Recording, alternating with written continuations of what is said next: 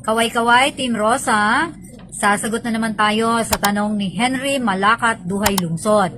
Ang tanong niya, bawal po ba maglagay ng Philippine flag sticker sa motor? Ang paglalagay ng Philippine flag stickers ay isang matatawag na gray area under sa Republic Act 8491 o yung tinatawag na Flag and Heraldic Act.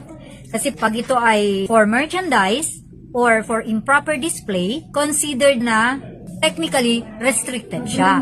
Pero kung ito naman ay sa mga maliliit lang na stationary decals na wala namang balak na pambabasto sa ating watawat, at ito ay ilalagay lang sa mga windows o sa katawan ng sasakyan na minamaneho natin, hindi naman yun gaanong pinipenalize at hindi naman yun sinisita ng mga law enforcers. Provided lang na hindi siya gagamiting cover ng vehicle o yung cover ng motorsiklo, yung tinatawag nilang decal.